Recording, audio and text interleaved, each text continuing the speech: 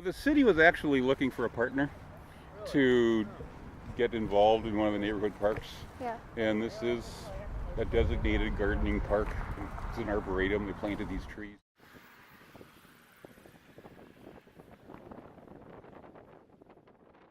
I'm a plant ecologist. I work for the Department of Natural Resources, and I'm pretty passionate about native plants. And my yard's already filled with them, so I had to expand, I guess. I don't know. This is a shade garden. We're losing our shade a little bit because trees have died over time, so we're going to have to either get some more shade back or convert to a little bit more sun-loving plants. This is also going to be very beautiful in about a week or so. This is I can only think of the scientific name right now, but it'll come to me. Uvularia grandiflora is its scientific name. We discovered last year it's not actually the native phlox, and because this is a native wildflower garden, at some point we'll convert this to the native phlox. You want it to be enjoyed by people, but you don't want them to disturb it and destroy it, which is kind of a tricky line. Yeah. There, those are the ones we're going to cut, and there is a bit of extra leaves in that area, so we're going to pull off some of the leaves.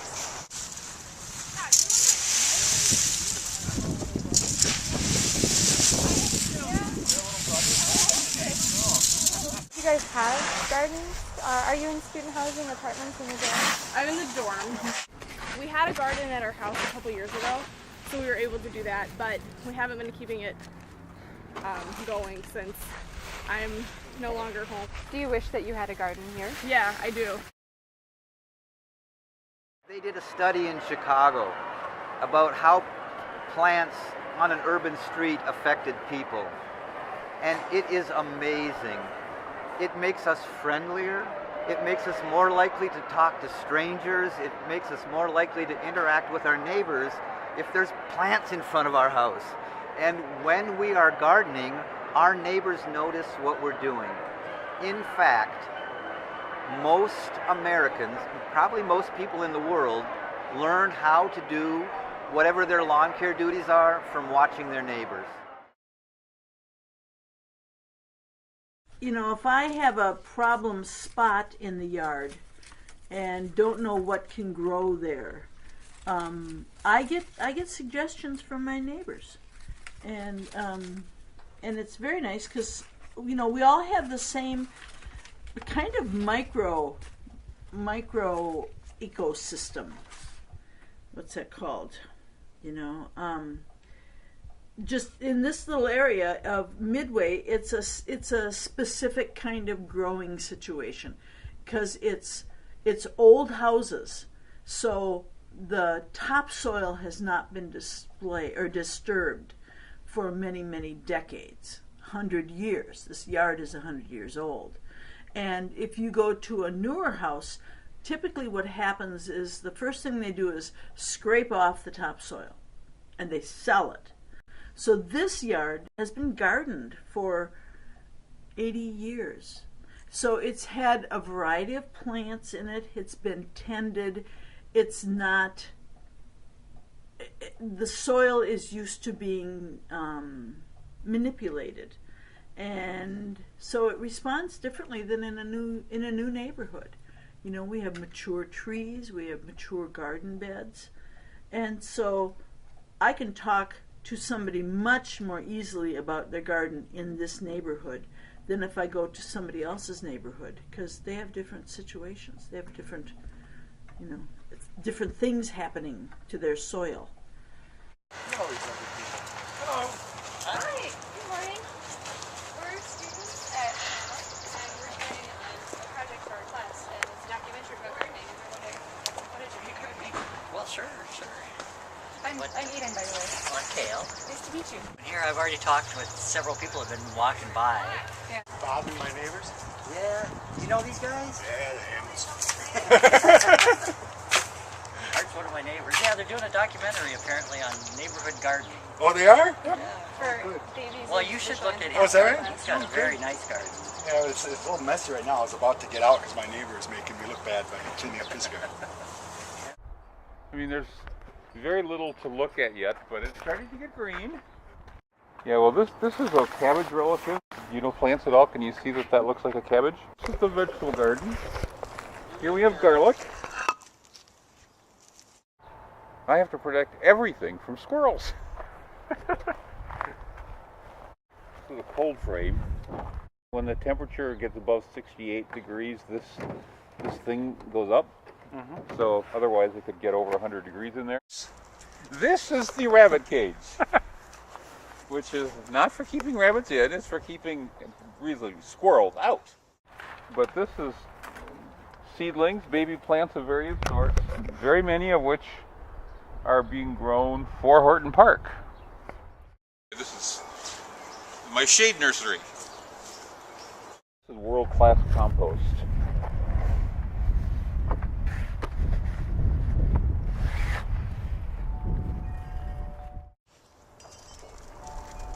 How long does it take to get to something like that? A year. Yeah. It's very inspiring to be a gardener in this neighborhood. And I've lived here for almost 25 years. And there was a little bit of gardening going on then when I first moved in, but it seems like it's more and more and more. There wasn't anything here when we moved in 2003 in September, and so everything that's elevated was that leftover dirt. Rich, my other half, grows hops. Now he doesn't make his own beer, but he grows hops. This is his rain garden that he put together. For some odd reason, really, really, really good soil quality in this property, and that anything we put in the ground grows to like land of the lost size. At this point, the people that live around here, many of them are adult into retirees. I think people are turning to their gardens.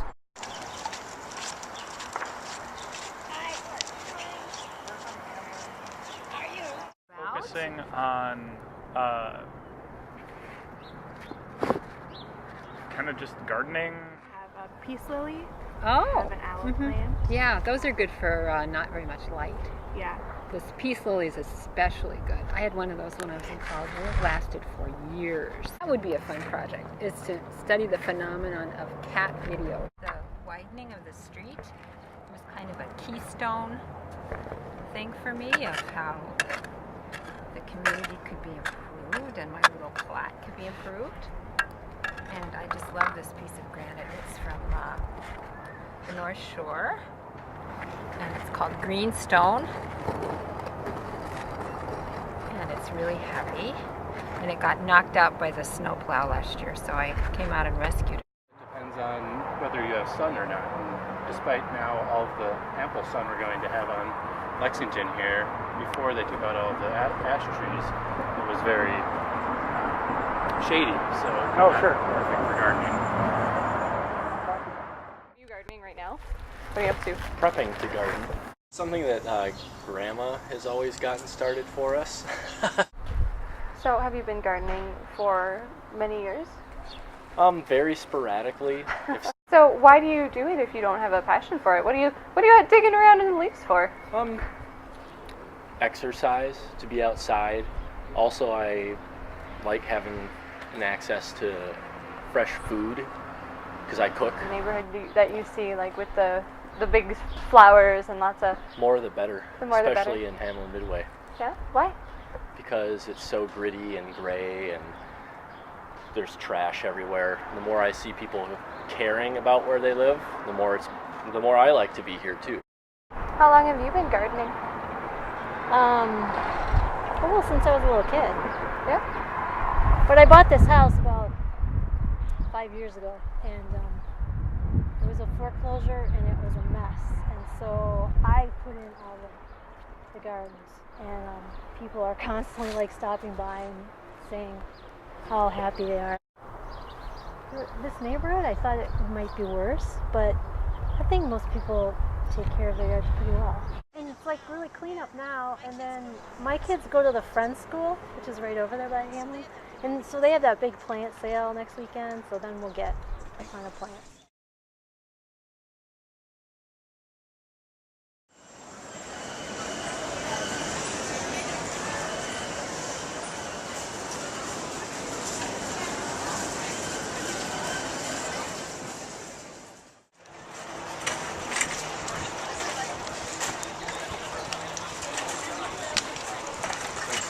What is it? It's wild bergamot.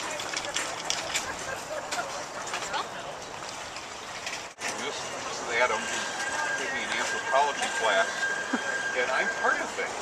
So he's actually filming me just talking to you. Oh, okay.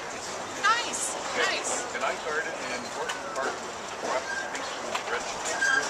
What are you looking for? Wild things in general, or garden things in general? Well, both for me. So I'm looking for vegetables for my garden. I've tried to have some natives in my garden every year. I've lived here about 4 years now, so I'm learning as I go. I prefer the natives to the non-natives, and it's because they perform better because they're in their native environment. If you were looking for a good tree to replace a silver maple in a south-facing sunny section of your yard, front yard, what would you choose? For the fun tree, I would pick a Kentucky coffee tree. Okay. Why? Or because it grew here before there were a city, I would pick a white oak. Right. I'm Paul, and Hey, Paul. and I've actually been the subject of their anthropology class Okay. for at least a month, maybe a month and a half, something like that. And so I live in St. Paul, and they're trying to document what people who live in St. Paul do, Okay. as opposed to. So anyway, so where do you live? St. Paul. Excellent. These are annuals. This is Annuals, yep. This is for our pots. Right. For the front and the side. And then we're actually getting a lot of things that did come up over the winter. Popping up, so we're replacing. A lot of good texture, a lot of good smell. Yes, I'm a gardener, so I know what I'm looking at, pretty much. And then here's my partner right here, and he's the master gardener. I'm a gardener. I mostly do natives, which is why I'm out here, but just looking for other people from St. Paul to talk to about why you came to this sale, which... Why did you come to the sale, Jeff? To continue to keep the birds, the bees, and the butterflies happy. Absolutely. The lady tags there.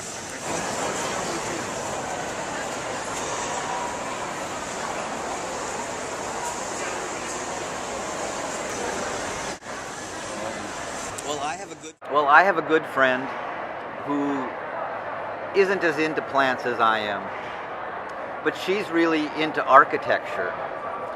And when the two of us drive down a block, and at the end of the block, if you were to ask what the two of us saw, I would have seen all the trees and shrubbery and plants, but I wouldn't have noticed the houses. My wife is like that with me. She says, it's the house with the yellow trim. Not a clue what's growing in front of it. I know, I'm glad to know there's another one like that. There is a community of people who are connect with plants. Would you describe the evolution of this big sale in what you offer? It's just a variety of things, but we sold a few perennials, a few annuals, a few herbs, and a few vegetables. And luckily, we matched up with the right grower. And that grower offered a lot of cool things. And the gardening public noticed that we had perennials for a really good price, and the sale started to grow. And then I got interested in the native plants, and we had our grower custom growing native plants for us. When we started, we were simply buying what the businesses grew on speculation. We're now so big that we need to order far in advance so they can custom grow our orders for us. So it's really a year-round process. We made a really beautiful catalog with tulips and daffodils, and I went out to pass that catalog out in August prior to our September bulb sale. And you know, no one's really interested. They've all done their gardening for the year. They don't really care. And then when I go out in March and April with the catalog for the spring sale, people are just hungry to get it from me. And then they're all in that process of cleaning up, taking the dead stocks away from last year and getting their garden and starting to watch that stuff and noticing the things that didn't make it that need to be replaced and the empty spot where they want to put something that they hadn't got around to yet. And so our plant sale just dovetails with that really well. Things are coming, slowly but surely. I'm so excited about it, and it's hard to, convince somebody that in a month and a half, this is going to be just gorgeous. This is